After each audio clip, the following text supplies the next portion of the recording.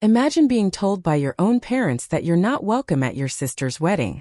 Not because you did something wrong, but because you chose to live life your way. So you watch it online, only to witness the entire wedding spiral into chaos.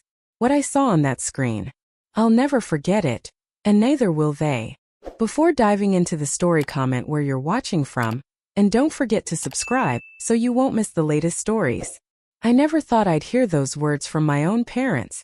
"Lara, we think it's best if you just watch the wedding online," my mom said, carefully avoiding my eyes, like she knew how much it would hurt but was determined to say it anyway. I stared at her, my heart thudding so loud I could barely hear anything else. "You mean I'm not invited?" "It's complicated." My dad jumped in quickly, like he always does when he doesn't want to take responsibility but still wants the final say. "You know how things have been lately. Your attitude, your choices." My choices. That's what it always came down to with them. I didn't become the perfect daughter they had dreamed of. I didn't go to law school like they wanted. I didn't marry the guy they practically handpicked for me. Someone stable. Someone they could brag about at dinner parties. I chose freedom instead. Independence. I chose a small apartment in the city and a job I actually liked, even if it wasn't prestigious. I chose to live life on my terms, and somehow that made me unworthy. Unworthy of attending my own sister's wedding. The wedding of Elena. My little sister. The one I used to braid hair for, play dress up with, cry with when she was scared of thunderstorms. I wasn't just her sister. I was her best friend once. But somewhere along the way I became the black sheep. They sent out hundreds of invitations, friends, distant relatives, co-workers, even neighbors from 3 streets down. And yet, my name was not on the list. Instead, I was told I could watch it online. Like some distant fan. Like a stranger. I felt the tears welling up, but I forced them down. I wasn't going to cry in front of them. Not again. Not for people who chose to erase me from their perfect picture. I wanted to scream. I wanted to break something. But instead I just nodded. Lips trembling, fists clenched at my side. "Fine," I whispered, my voice barely holding steady. "I'll watch it online." And that's exactly what I did. The day of the wedding, I sat alone on my couch in my tiny apartment. I wore a soft blue blouse, something that made me feel pretty, even if no one would see it. I did my makeup not for the camera but for myself, as a reminder that I still mattered, that I could still feel beautiful, even while my heart was quietly breaking. The live stream began with cheerful music. Happy guests filled the screen, glasses clinking, people laughing. The camera panned across the ballroom. Golden lights, white roses, everything exactly how my mom had always dreamed it would be. I saw cousins I hadn't spoken to in years. Friends from high school. Even my ex-boyfriend was there, standing beside his new fiancée, both of them beaming like they belonged more than I did. And then there she was.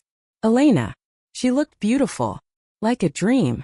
Her dress was elegant and flowing, and her face glowed with that soft, nervous excitement.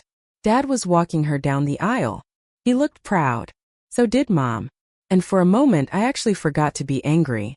Because despite everything, I still loved her. But as the ceremony moved forward, something inside me cracked. It wasn't the fact that I was watching it through a screen, it was the realization that they were okay with me not being there. That no one had stood up and said, "Wait, where's Lara?" That not a single person had fought for me. I sat frozen, holding my breath, until something strange happened. The video glitched. Just for a second, then again, and then it froze completely. At first I thought it was my Wi-Fi acting up, but the screen stayed stuck. And what I saw on that frozen frame wasn't a happy scene. People were standing up. Chairs were knocked over. My mom was in the background arguing with someone I didn't recognize. He wasn't a guest, not anyone I remembered. And then just like that, the screen went black. I refreshed the page. Again and again. Nothing. My stomach twisted into knots. I grabbed my phone, trying to call Elena.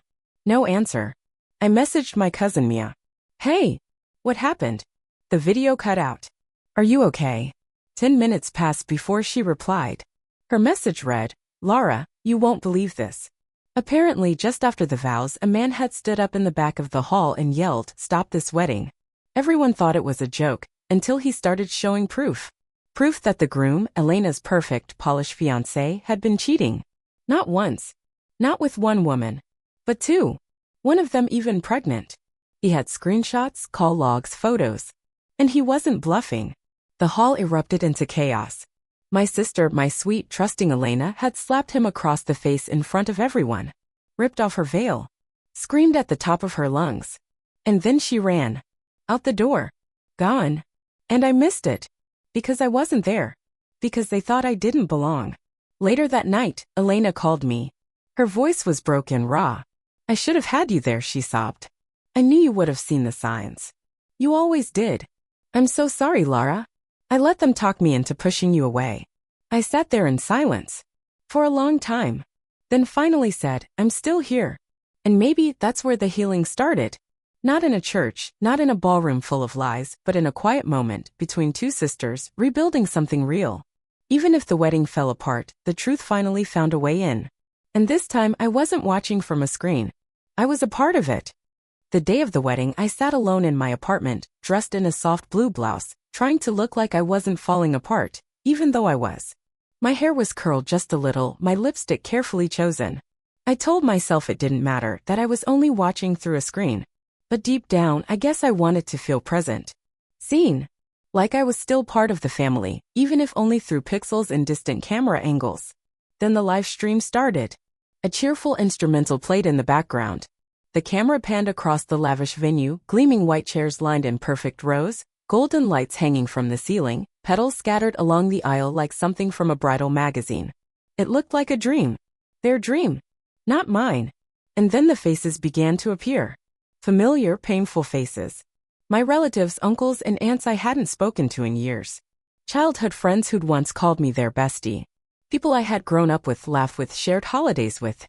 Even my ex-boyfriend was there, standing with his arm around his new fiancée, both of them laughing like nothing had ever happened. Everyone was there. Everyone except me. I swallowed hard. My chest felt tight, like someone was pressing their palm against my heart. They were all smiling, sipping champagne, sharing whispers and inside jokes. Celebrating like I didn't even exist. I wasn't just excluded, I was erased.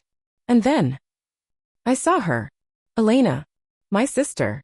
My baby sister. The girl I used to build blanket forts with. The one I stayed up with through her breakups, her bad dreams, her first college heartbreak. There she was, glowing, radiant, walking down the aisle with Dad beside her. His expression was beaming with pride, like he had never been more honored in his life. Elena's smile was soft, a little nervous, her eyes fixed ahead. She looked stunning. And for a second, my anger melted into sadness. Because despite everything, I loved her. I always had. But then the camera cut to my mom. She stood near the front, dabbing her eyes with a tissue, pretending to cry happy tears. And something inside me twisted. She was crying because this moment was everything she dreamed of. Because in her mind, she had finally gotten the perfect family image she wanted. Flawless, obedient, traditional. With me cropped out. Like I was some stain they had to edit away. They didn't even say my name. Didn't mention me. Not once. It was as if I had never existed in their world at all. And it hurt. So much more than I expected. I felt it physically. Like a slow, burning ache that started in my throat and spread through my chest and down into my stomach. I didn't want to cry, but I could feel the tears welling up anyway. Not because I wasn't there, but because they never wanted me to be. I had spent so many years trying to prove I was enough. Trying to make them proud, even in silence. I thought maybe, just maybe, they'd remember I was still part of this family. But now, watching this celebration unfold without me, I realized the truth. They acted like I was the family disgrace. Like my independence, my choices, my boundaries were sins too unforgivable to sit in a chair at my sister's wedding. I should have turned it off. Should have shut the laptop and spared myself the heartbreak. But I couldn't. I kept watching. I kept holding on. Some stubborn part of me believed I needed to witness this, to feel it completely. To know how far they'd gone without me. I sat still like a statue for minutes. My hands curled around a cup of tea I hadn't touched. My eyes fixed on the screen even though they burned. Then something strange happened. The camera angle shifted. The image flickered. A brief static glitch cut across the screen. Then another. And suddenly the picture froze. First I assumed it was my Wi-Fi. I checked the connection. It was fine. Still full signal.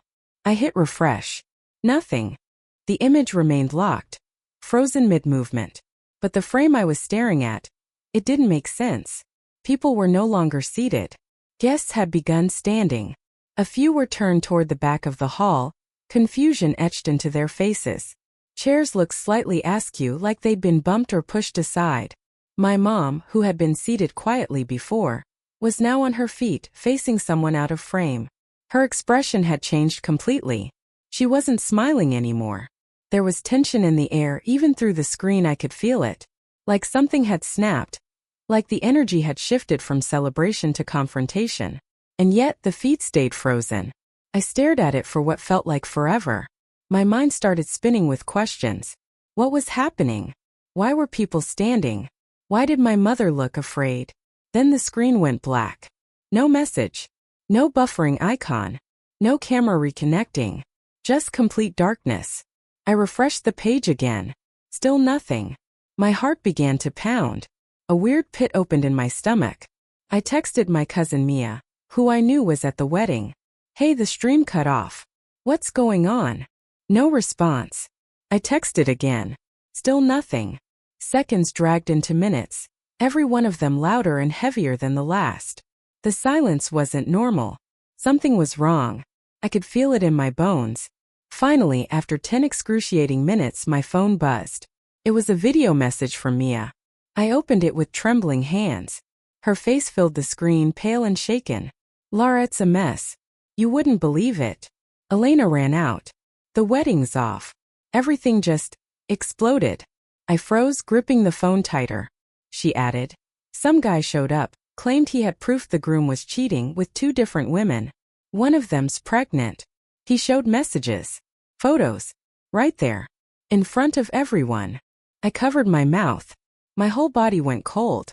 The perfect wedding I was never supposed to attend had collapsed. The family that shut me out was now facing a disaster I had been spared. Ironically, by their own cruelty. The camera may have cut off, but I didn't need a live stream to know the truth anymore. They thought I didn't belong. But maybe, just maybe, life had protected me in the most unexpected way. And as I stared at the blank screen, all I could think was, maybe I wasn't the one who was lost after all. The image was stuck on the reception area, frozen like time itself had slammed on the brakes. But this wasn't the joyful, perfectly curated wedding I had been watching earlier. It wasn't the choreographed first dance or the champagne toast. No, this was something else. People were standing now, not dancing or smiling. Some were shouting. Others were backing away from a central scene I couldn't fully make out. A few chairs had been knocked over, and the carefully placed flower arrangements were askew.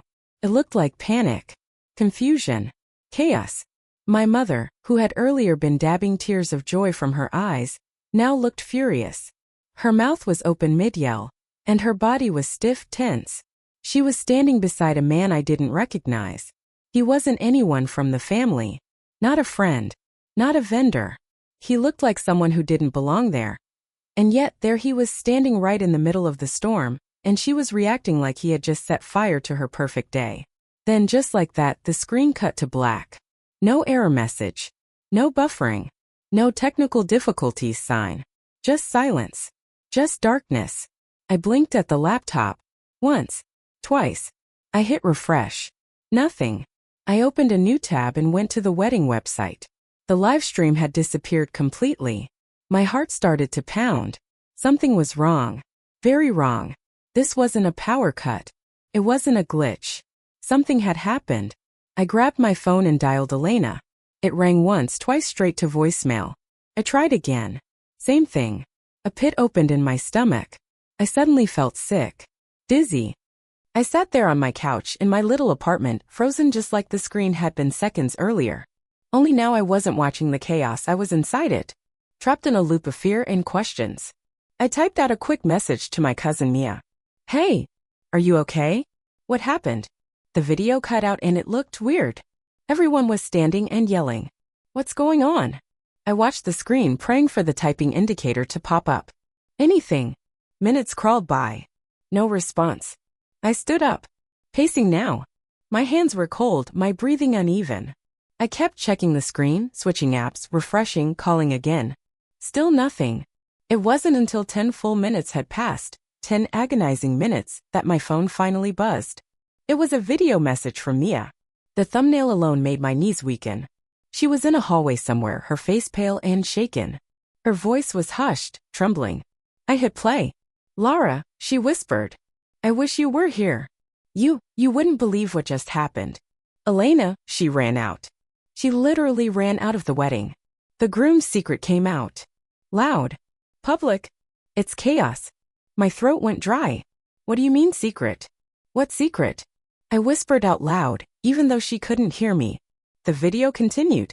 Some guy showed up in the middle of the reception. No one knew who he was at first. He walked straight up to the mic and said, "You all need to know who this man really is." Mia's voice cracked as she looked away from the camera, trying to hold back tears. He had a folder with screenshots, photos, messages, voicemails. Turns out the groom, Thomas, has been cheating with not one but two women. One of them is pregnant, Lara. Pregnant? I guessed. My hand covered my mouth as I sank back onto the couch, my knees barely able to hold me. Mia continued. He read the messages out loud. Said Elena deserved to know the truth. She was frozen. Just standing there, gripping her bouquet like it was the only thing keeping her from collapsing. I could see it. I could see my sister, so elegant, so trusting. Standing in her white dress, surrounded by people who had clapped for her moments ago. Now watching her heart shatter in real time. She walked up to Thomas, Mia whispered. She asked if it was true. He didn't say anything. He just stood there. Then she slapped him hard, ripped off her veil, and screamed. The video shook as Mia moved the phone around, trying to show the hallway behind her. People were gathered there, speaking in low, frantic voices. Some were crying. She ran out, grabbed her train and bolted down the aisle. I tried to follow her, but she disappeared through the back door. No one knows where she is now. I sat in stunned silence. My entire body felt cold. I had been excluded because I didn't fit their version of ideal. I was too bold, too different, too myself. They didn't want me there because I didn't match their illusion of perfection. And yet, the illusion had cracked. No, it had exploded.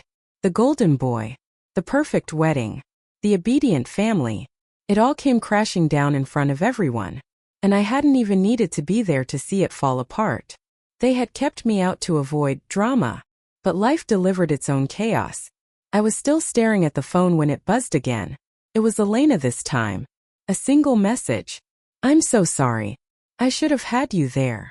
That's when the tears finally came. Not because I was sad, but because I knew that maybe, just maybe, my sister finally saw me again.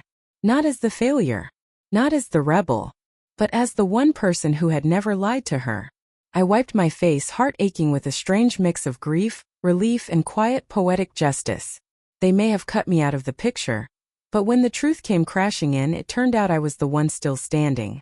And in the silence that followed, I realized, sometimes not being invited is the biggest blessing of all.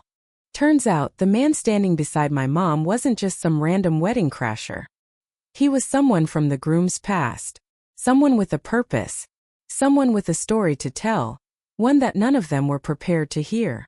From what I later pieced together through shaky videos, panicked voice notes, and a flurry of messages from family members who hadn't spoken to me in months, this man hadn't just stumbled in. He had planned it. Waited for the moment when the guests were full of food and champagne. The speeches had begun, and the bride and groom were preparing to slow dance for the first time. He chose that exact moment to stand up and walk forward. At first, people thought he was part of the entertainment. Or maybe someone trying to make a funny toast. Weddings always had surprises. But this wasn't one of those moments. He took the mic and said, clear, loud, unapologetic. You all need to know the truth before this marriage becomes legal. Laughter died instantly. Confusion rippled across the room like a slow-building storm. People started whispering. My mother stood up quickly, clearly recognizing him. Her face pale, stiff. My father looked at her like he didn't understand. And then the man opened a folder. Pulled out paper after paper. Then lifted his phone. Screenshots. Call logs. Voice recordings. Evidence. The groom Thomas had been cheating. Not once. Not with one mistake. But for months. With two different women. One of whom was pregnant. Very pregnant, apparently. The woman had tried to reach out to Thomas multiple times. He ghosted her, denied everything, pretended he was single. But she found out about the wedding. So did the other woman. And they reached out to this man, apparently an old friend of Thomas, who decided that if Thomas wasn't going to own up to it, someone else would. He didn't shout. He didn't cause a scene for the sake of spectacle. He simply showed the truth. Methodically. Calmly. Like someone who knew the weight of his words. And Elena? My sweet, elegant sister. The girl in the perfect white dress who had walked down the aisle like something out of a dream? She stood frozen. She didn't cry. Not at first. She didn't move. Didn't blink. She just stared at Thomas. Her eyes wide, trembling. Her lips parted like she was trying to say something but had lost the words entirely. Then slowly, like her entire body finally caught up to the betrayal, she walked up to him, lifted her hand, and slapped him. The sound echoed across the hall. Then she reached down, grabbed the edge of her delicate lace dress, and ripped off part of it at the seam. Her veil slid to the floor. She looked him straight in the eye and said, in front of everyone, "You disgusting liar." Silence. Complete silence. No music. No gasps. Just breathless stillness. And then she turned. Walked down the aisle, not like a bride, but like a storm. Like someone shedding every piece of a life she didn't want anymore. She left. Alone. No one followed her at first. People were too stunned. Some guests just stood there, holding half-eaten cake or glasses of champagne that suddenly felt too heavy to lift. Others sat down, trying to process what had just happened. The planner was in tears. My mom was whispering something frantically to my dad, who looked like the ground had fallen out beneath him. And me? I was watching the fallout in slow motion, but from the outside. I didn't see the slap or the screaming live. I saw the aftermath in shaky footage Mia sent me afterward. I read the text messages people forwarded to each other, like gossip, like tragedy, like it wasn't real. But it was real. It was her wedding. It was their perfect day. And it unraveled right in front of them. I just stared at my screen in complete disbelief. I had begged for a seat. A small place. Even in the back row. Even outside the church. But I wasn't invited. I wasn't good enough. I wasn't safe enough. I wasn't family enough. And yet I watched it all fall apart, from my apartment, miles away, with my laptop on my knees and my heart in my throat. My cousin Mia told me later, her voice still shaking from the shock. If you had been there, Lara, it would have been different. She needed you. She looked around like she wanted to scream for someone. Like she wanted you. Those words gutted me. Because I knew that was true. I knew Elena would have seen the red flags. Would have listened to the doubts she had ignored if I'd been there to say you're not crazy. Trust your gut. I could have shielded her. I could have held her. I could have helped her walk out the door before her world collapsed in front of 200 people. But I wasn't there. They shut me out. They said I was too much. Too loud. Too opinionated. Too different. And still, when it all crumbled, they needed the very girl they had tried to erase. I sat there in silence, staring at the blank screen where a wedding used to be. All I could feel was this strange, bitter ache, half grief, half justice. I wasn't there to see her walk down the aisle. But I saw her walk out of it. And maybe in some small way that moment said more than any wedding vow ever could. The next morning, my phone rang. I hadn't slept much. I kept replaying the chaos from the night before over and over in my mind, trying to make sense of how everything spiraled so fast. One second I was watching the wedding like an outsider peeking into a world that had shut me out. The next I was staring at a frozen screen, reading panicked texts, watching video clips of my sister running out of her own reception. And now, with the sun barely filtering through my apartment windows, my phone buzzed again. It was Elena. I stared at her name for a few seconds before answering. My hands were shaking and I wasn't sure if I was angry, sad, or just exhausted. When I picked up, she didn't even say hello. Her voice cracked, soft and fragile.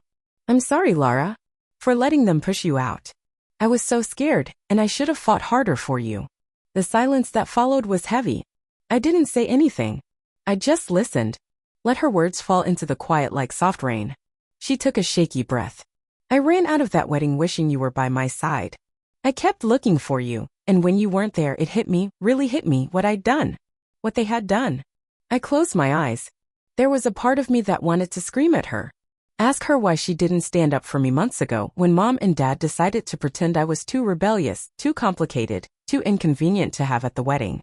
Why she didn't say anything when the guest list went out and I wasn't on it. Why she didn't fight harder when I would have done anything for her. But I didn't scream. Because beneath all the pain was something else. Something deeper. A small voice inside me whispering what I hadn't allowed myself to admit until now. I missed her. I missed us.